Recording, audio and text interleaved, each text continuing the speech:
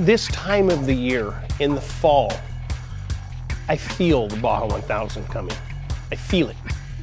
There's just something about the Baja 1000 that no other race offers. The Baja 1000 is our Super Bowl. It's our World Series. You know, the heritage, the history. If you want to succeed at desert racing and off-road, and you want to go up against the best, that's where you go. But mentally, it's a task. Fortunately for me, I've competed in sports on a professional level my whole life, so having that mental focus comes relatively easy. You have to stay on your game. You cannot let up for 1 second. You'll find yourself wrapped around either a power pole or in a ditch or off a cliff or piled on top of a rock. So you have to keep that mental focus consistently for the entire time you're driving.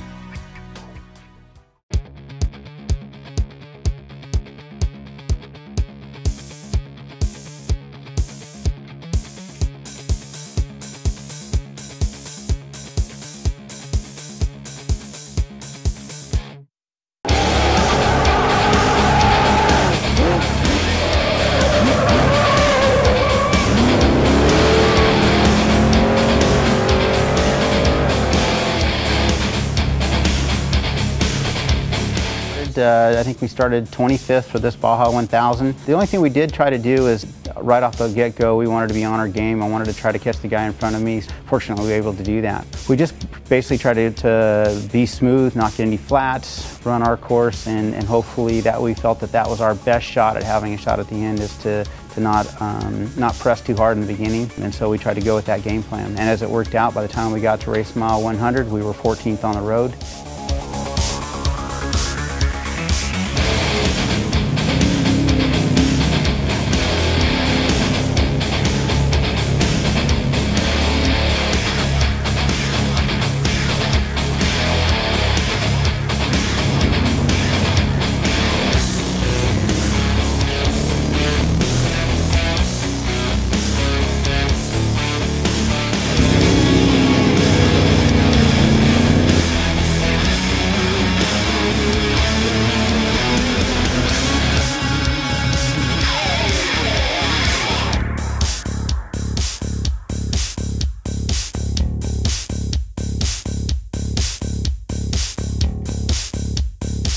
After we left the pit, we started having a little trouble with the engine cutting out. Couldn't get any more than about 4,500 RPM out of the engine.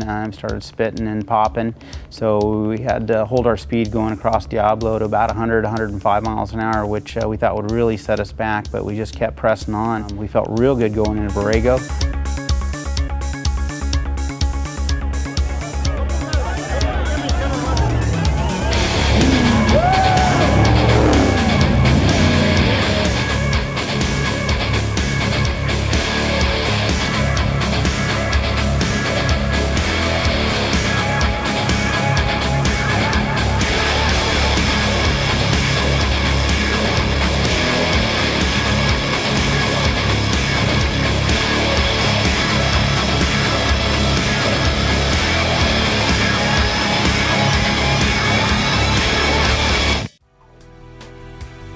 Unfortunately, right at about race mile 305, little miscue between Joey and I, and stopped the truck for just a second, got stuck in trying to restart the truck. Those ignition problems that we had reared its ugly head.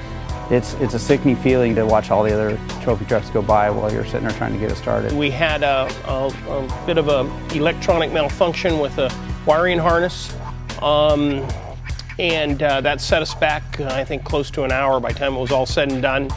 I got in the truck at mile 350, and at this point, we went out and did the best we could. Once you pass the truck off to somebody, it's you know, you're not in control of your destiny anymore, and so that's always hard. So you want to make sure that your co-driver, your second driver, is the best that you can possibly be. And I feel very fortunate in having Mike Julson drive my truck. He knows that truck like the back of his hand. Him and John Vance designed that truck. When you're out there and you're in the middle of the night and you're going through streams and cactus and rocks and dust, and it's almost like you're in a dream. There's nothing like it in the world. There's nothing like competing in the Baja 1000.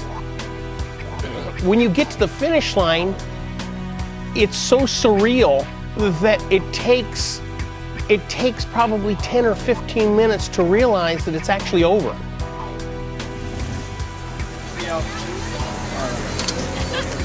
Yeah, I mean that's a tough thousand right there. But it's an awfully incredible feeling, and nothing makes me feel more grateful to be an off-road racer than the Baja 1000.